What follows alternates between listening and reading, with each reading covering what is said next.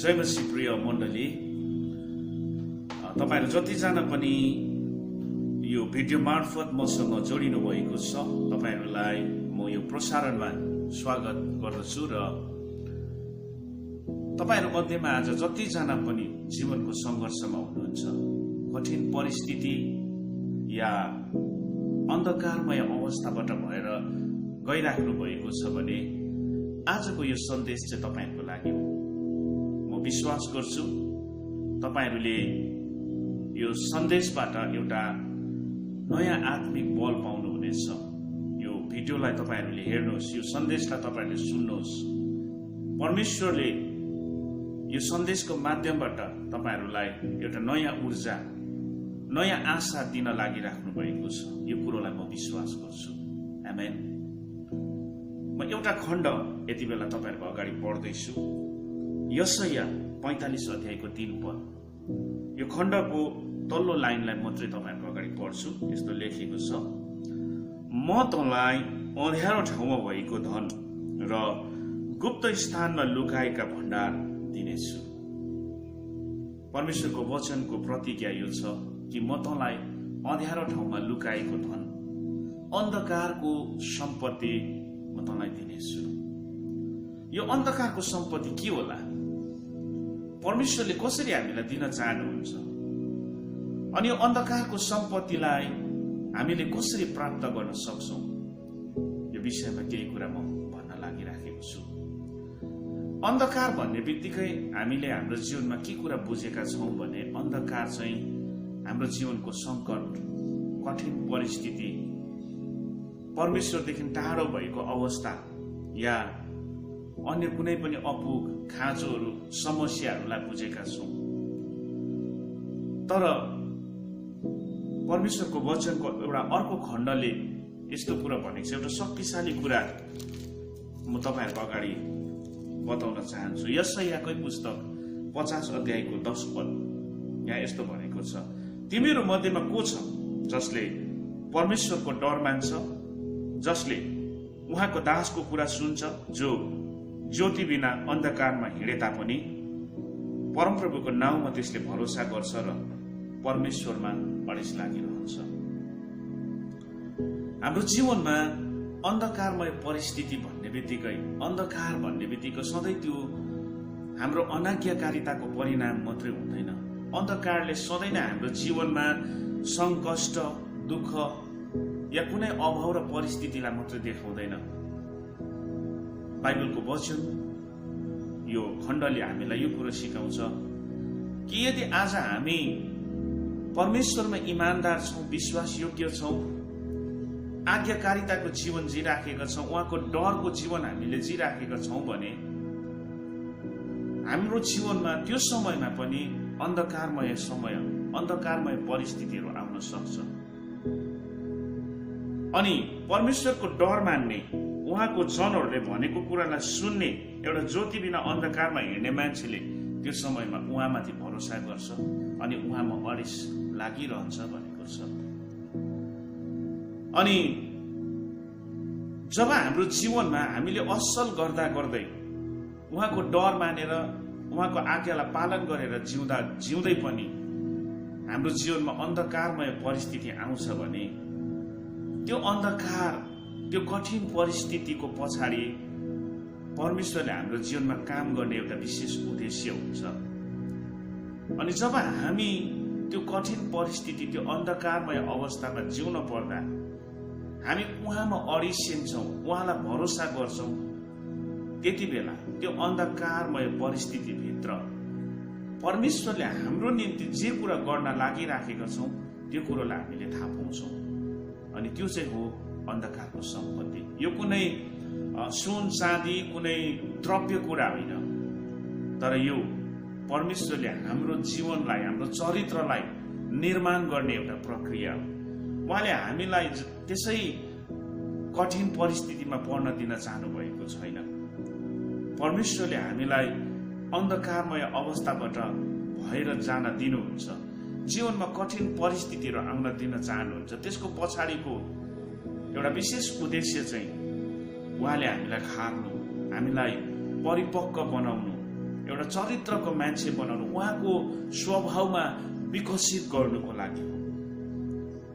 अनि त्यो कठिन परिस्थितिभित्र जब हामी परमेश्वरलाई भरोसा गर्छौं, हामीले त्यो सम्पत्तिलाई पाउन सक्छौं। तर धेरैचोटि जब हाम्रो जीवनमा त्यो कठिन परिस्थितिहरू आउँछ, जब हामी त्यो अन्धकारको घाँटीबाट हिँड्न पर्छ, हामी असन्तुलित हुन्छौं, हामी डराउँछौं, गुनासो गर्छौं, गनगन गर्छौं, अनि हामी त्यो समस्याप्रति यति साह्रो केन्द्रित हुन्छौं, त्यो परिस्थितिलाई यति बिघ्न हामीले नकारात्मक रूपमा लिन्छौं, अनि बिस्तारै हामीले त्यो अन्धकारमय अवस्थामा जिउँदा परमेश्वरले हाम्रो जीवनमा गर्न लाग्नु भएको कुरोलाई हामीले बिर्सी पठाउँछौं, उहाँको प्रतिज्ञालाई हामी भुलि पठाउँछौं। मैले केही दिन अघि हाम्रो संगतिमा एलियाको जीवनबाट केही कुरा सिकाइराखेको थिएँ।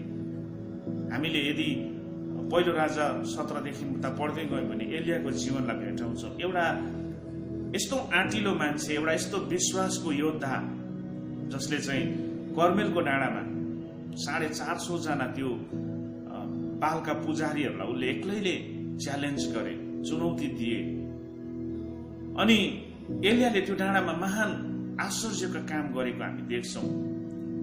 तर जब रानी इजेबेलले खबर पठाउँछ एलियालाई कि तैले जसरी मेरो त्यो पुजारीहरूलाई मारिस, भोलि यति बेलासम्ममा मैले तँलाई पनि त्यसरी नै मारिन भने मेरो देवताहरूले मलाई त्यो भन्दा बढी गरून्। जब एलियाले त्यो खबर सुन्यो, त्यो कुरोले उसको हृदयमा एउटा डर उत्पन्न गर्यो, अनि ऊ यति साह्रो निराश भए। अनि ऊ एउटा आँटिलो मान्छे, एउटा विश्वासको योद्धा मान्छे, रानी इजेबेलले भनेको त्यो कुरालाई सुन्ने व्यक्तिको ऊ डराएको छ, अनि ऊ त्यो ठाउँबाट भागेर गएको छ, एक्लास ठाउँमा जंगलमा अम्लिसोको झ्याङमा बसेको छ। अनि उसले आफ्नो जीवनदेखि थाकेर उसले मृत्युको लागि प्रार्थना गरेको छ। के भनेको छ, म चाहिँ मेरो पुर्खाहरू मध्येमा कोही भन्दा पनि असल छुइन, मेरो प्राणलाई उठाउनुहोस् प्रभु, म जिउन चाहदिन। एलियाको जीवनमा नि एलियाले किन यस्तो प्रार्थना गरे भन्दा चाहिँ नि, एलिया त्यो अन्धकारमय अवस्थाबाट, त्यो कठिन परिस्थितिबाट भएर जानु पर्दाखेरि नि एलियाले त्यो परिस्थितिलाई देखेर ऊ डराए, ऊ भयभीत बने। अनि उसले चाहिँ त्यो परिस्थितिलाई, त्यो अवस्थालाई उसले यति साह्रो मनन गर्यो, ध्यान दियो कि बिस्तारै उसको त्यो परिस्थिति चाहिँ परमेश्वरको प्रतिज्ञा भन्दा ठूलो हुँदै गयो। हामी पनि हाम्रो जीवनको कठिन अवस्थाहरूमा जिउँदाखेरि हामी हाम्रो समस्याप्रति यति साह्रो केन्द्रित हुन्छ, त्यसलाई यति साह्रो मनन गर्छौं, विचार गर्छौं। जति हामी त्यो कुरोलाई विचार गर्छौं नि त्यो समस्या त्यति ठूलो हुँदै जान्छ, अनि त्यसले हाम्रो विश्वासलाई थिचेर राख्छ, अनि हामी परमेश्वरको प्रतिज्ञालाई बिर्सिँदै जान्छौं, अनि हाम्रो विचारमा नकारात्मक कुराहरू आउन थाल्छ। एलियाले त्यहाँनिर केवल नकारात्मक कुराहरू बोलेको छ। तर घटनालाई उता अझै पढ्दै जानु भयो भने एलियाको एउटा गजबको इन्काउन्टर, एउटा झम्का भेट त्यो उजाड ठाउँमा भएको छ। जीवनको एउटा क्राइसिस सिचुएसन, एउटा यस्तो ड्राइनेसबाट एलिया गइराखेको थियो, तर परमेश्वरले अदृश्य ठाउँमा यस्तो एउटा काम एलियाको निम्ति गर्नु हुँदै थियो, जुन कुरा एलियाले पछिबाट मात्रै थाहा पाउन सकेको छ। त्यो डाँडामा फेरि उसले परमेश्वरबाट एउटा प्रेरणा पाएको छ, एउटा उद्देश्यलाई उसले त्यो ठाउँमा भेटाएको छ। म आज तपाईहरुलाई के कुरा भन्न चाहन्छु भने, तपाईको जीवनमा कठिनाइहरू छ होला, असफलताबाट भएर जानुभयो होला, निराशापन या कुनै पनि यस्तो अन्धकारमय परिस्थितिहरू तपाईहरुको जीवनमा आएको छ होला। आज त्यो समस्या र त्यो परिस्थितिको बीचमा जिउन पर्दा तपाईहरुले परमेश्वरको प्रतिज्ञालाई बोल्नुहोस्, उहाँको प्रतिज्ञालाई सम्झना गर्नुहोस्, अनि परमेश्वरले त्यो घटनाको पछाडि तपाईको जीवनको निम्ति गर्न चाहनु भएको उद्देश्यलाई तपाईहरुले बुझ्नुहुन्छ। मैले अस्ति हालैमा गुड फ्राइडेको सन्देश बोलिराखेको थिएँ, सायद तपाईहरु धेरैजनाले मिडिया मार्फत यो कुरालाई सुन्नुभयो होला, कि तपाईहरुलाई मैले बताइराखेको थिएँ कि कल्वरीको डाँडालाई हेर्दाखेरि त्यस दिन येशू ख्रीष्टको त्यो घायल शरीरलाई क्रुसमा झुन्डेको हामी देख्छौं। यो शरीरको आँखाले कल्वरीको त्यो क्रुसलाई हेर्दाखेरि हामी त्यो क्रुसमा एउटा कमजोर शरीरलाई, चोटै चोट लागेको एउटा घायल शरीरलाई झुन्डिएको देख्छौं। अनि त्यस समयका मानिसहरूको क्रुसको त्यो मृत्यु प्रतिको प्रतिक्रिया कस्तो थियो? त्यति बेलाको रोमी सरकारले, त्यति बेलाको रोमी सिपाहीहरूले के सम्झिराखेको थियो भन्दा हामीले एउटा हाम्रो सरकारको विरुद्धमा उठ्ने एउटा क्रान्तिकारी नेतालाई हामीले क्रुसमा टाँग्यौं। त्यति बेलाको यहुदी पुरोहितहरूले, त्यति बेलाको यहुदी व्यवस्थाका मान्छेहरूले के कुरा ठानिराखेको थियो भने हामीले हाम्रो व्यवस्थाको विरुद्धमा उठ्ने एउटा मान्छेलाई हामीले क्रुसमा टाँग्यौं। प्राकृतिक दृश्यलाई हेर्दा यो आँखाले देखिने घटना चाहिँ चोटै चोटले भरिएको एउटा नाङ्गो शरीर क्रुसमा टाँगिएको देख्छौं। तर त्यो चाहिँ केवल प्राकृतिक संसारको घटना थियो। त्यो चाहिँ केवल हाम्रो शरीरको आँखाले देखिने एउटा दृश्य घटना मात्रै थियो। तर सत्यताको अर्को पाटालाई हेर्दाखेरि चाहिँ त्यो समयमा प्रभु येशू ख्रीष्टले आत्माको संसारमा जुन काम गर्नुहुँदै थियो नि, हामी हिब्रू 9 अध्यायमा यो कुराहरू पाउँछौँ। 12 पदहरूमा विशेष के कुरा बताएको छ भने त्यो समयमा चाहिँ देशमा अन्धकार थियो। येशूको घायल शरीर क्रुसमा टाँगिएको थियो, तर येशू आत्मामा स्वर्गको त्यो साँच्चैको वेदीमा जानुभयो, जुन ठाउँमा उहाँले आफ्नै पवित्र रगतलाई त्यो वेदीमा झर्किएर सारा मानिसहरूको निम्ति उद्धारको ढोकालाई खोलिदिनु भयो। वास्तवमा प्राकृतिक घटनामा आँखाले जे कुरोलाई देख्दै थियो त्यो दृश्य घटना भन्दा कता हो कता शक्तिशाली घटना चाहिँ आत्माको संसारमा घटिराखेको थियो, जो आज सम्पूर्ण रूपमा म यो भिडियो टिचिङ मार्फत तपाईँहरूलाई स्पष्ट पार्न सक्दिनँ। तर मैले आज तपाईँहरूलाई के भन्दैछु भनेदेखिलाई प्रभु येशू ख्रीष्ट क्रुसमा झुन्डिनु हुँदाखेरि देखिने घटनामा त एउटा कमजोर, घायल अनि नाङ्गो शरीर क्रुसमा झुन्डिएको थियो भने सत्यताको अर्को पाटा आत्माको संसारमा परमेश्वरले एउटा शक्तिशाली काम मानिस जातिको लागि गर्नुहुँदै थियो। ठिक त्यसरी नै हाम्रो जीवनको त्यो अन्धकारमय परिस्थितिबाट भएर हामी जानु पर्दाखेरि हाम्रो दृश्य घटनामा त हामी असफल भएको देखिन्छ, हामी अन्धकारमा जिराखेको हामी देख्छौं। तर त्यसको पछाडि परमेश्वरले जुन शक्तिशाली काम गर्नुहुन्छ नि, त्यो कामलाई चाहिँ हामीले बुझ्न सक्यौं भने त्यो चाहिँ त्यो परिस्थिति, त्यो अन्धकार, त्यो संघर्ष भन्दा कता हो कता ठूलो अनि शक्तिशाली छ, जुन कुरोलाई आज परमेश्वरको वचनले अन्धकारको सम्पत्ति भनेको छ। मैले केही दिन अगाडि सिकाइराखेको एउटा शिक्षा यो सन्देशबाट बोलेर यो सन्देशलाई म अन्त गर्न चाहन्छु। यस्तो अन्धकारको सम्पत्तिलाई हामीले बाइबलमा हेर्यो भनेदेखिलाई थुप्रै छ। बुँदामा राख्नु हो भनेदेखिलाई थुप्रै बुँदाहरू बनिन्छ।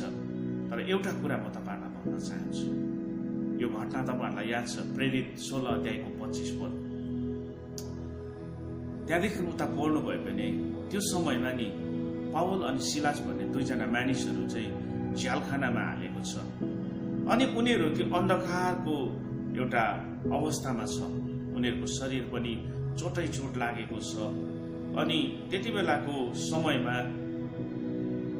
एउटा कैदीलाई जुन झ्यालखानामा राखिन्थ्यो त्यो झ्यालखाना चाहिँ आजको समयको झ्यालखानासँग तुलना गर्ने योग्यको हुन्थेन। रोमी सिपाहीहरूले दिने यातना बडो कठिन थियो। त्यस्तो किसिमको झ्यालखाना एकदमै अन्धकारमय हुन्थ्यो अनि फोहोर मैलाहरू बग्ने, मच्छरहरू लाग्ने, चिसो भुइँ अनि त्यस्तोमा उनीहरूको शरीरभरि साङ्ला बाँधिएको हुन्थ्यो। उनीहरूको अचल शरीरलाई त्यस्तो चिसो अन्धकारमा राखिन्थ्यो अनि पौल र सिलासको कैद पनि त्यस्तै थियो। अन्धकारको सम्पत्तिको कुरा गर्दैछु म आज तपाईहरुलाई।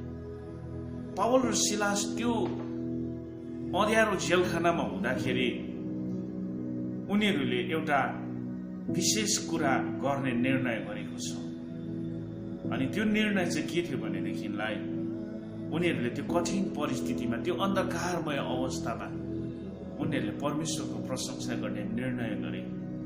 उनीहरूले त्यो मध्यरातमा, त्यो अन्धकारमा उनीहरूले गीत गाउने निर्णय गरे। उनीहरूले त्यो फैसला गरे। अनि उनीहरूले जब त्यो मध्यरातमा, त्यो अन्धकारमा, त्यो जेलखानाभित्र गीत गाउन थाले, घटनाले भन्दछ त्यो समयमा त्यहाँ भुइँचालो आयो। उनीहरूको शरीरको साङ्लाहरू खोलिए, कैदको ढोकाहरू उघ्रिए, जेलर अतालिए।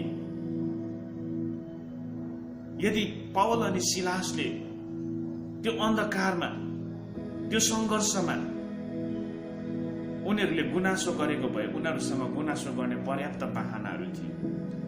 उनीहरूले यो कुरो भन्न सक्थे, हे परमेश्वर, हामीले त तपाईँको साक्षी दिँदै थियौँ, हामीले त प्रचार गर्दै थियौँ, तर पनि यो मान्छेहरूले हामीलाई आज पक्रेर यो ठाउँमा ल्याएको छ। उनीहरूको शरीर दुखिराखेको थियो, चोटै चोट थियो, उनीहरूको शरीरभरि साङ्लै साङ्ला थियो। उनीहरूले चाहेको भए त्यहाँ गनगन गर्न सक्थ्यो, गुनासो गर्न सक्थ्यो, तर उनीहरूको त्यो दुखेको शरीर, त्यो घायल चोटहरू अन्धकारमय परिस्थितिप्रति उनीहरू केन्द्रित भएन। उनीहरूको वास्तविक घटनालाई हेर्दाखेरि त उनीहरू जेलखानामा थिए, ठिङ्गुरोमा, उनीहरूको शरीरमा साङ्ला थियो, शरीरमा चोट थियो, परिस्थिति नराम्रो थियो। कसैले त्यो अवस्थामा गीत गाउन सक्छ? कसैले त्यस्तो अवस्थामा गीत गाउन चाहन्छ? हामी धेरैचोटि परमेश्वरलाई धन्यवाद, प्रशंसा, महिमा त्यो समयमा गर्छौँ जब हाम्रो जीवनमा खुसी हुन्छ, सबै कुरो नर्मल हुन्छ। तर हाम्रो जीवनको दुःखमा, कष्टमा हामी रुन्छौँ, गनगन गर्छौँ, गुनासो गर्छौँ, रिसिन्छौँ। पावल र सिलासको त्यो अवस्थामा पनि उनीहरूले चाहेको भए त्यसो गर्न सक्थे, तर उनीहरूले एउटा फैसला गरे। त्यो फैसला चाहिँ के थियो भने हामी परमेश्वरको प्रशंसा गर्छौँ। अनि त्यो प्रशंसाले, त्यो गीतले, त्यो मध्यरातमा, त्यो जेलखानामा जुन काम भयो नि, त्यो चाहिँ अन्धकारको सम्पत्ति हो प्रियहरू। अनि त्यो कुरोले उनीहरूको जीवनमा छुटकारा ल्यायो। उनीहरूको त्यो निर्णयले त्यो ठाउँमा एउटा परिवर्तन ल्यायो प्रियहरू। निश्चय नै आज तपाईँहरू मध्येमा धेरैजना मानिसहरू त्यो कष्टबाट भएर गइराख्नु भएको छ, त्यो असफलताबाट भएर गइराख्नु भएको छ। तर आज तपाईँहरूलाई म यो कुरो भन्न चाहन्छु, तपाईँको असफलता, तपाईँको समस्या, तपाईँको कष्टपट्टि केन्द्रित भएर त्यो कुरोलाई ध्यान दिएर नबस्नुहोस्, किनभने त्यो सबै कुरा परमेश्वरको नियन्त्रणभित्र छ।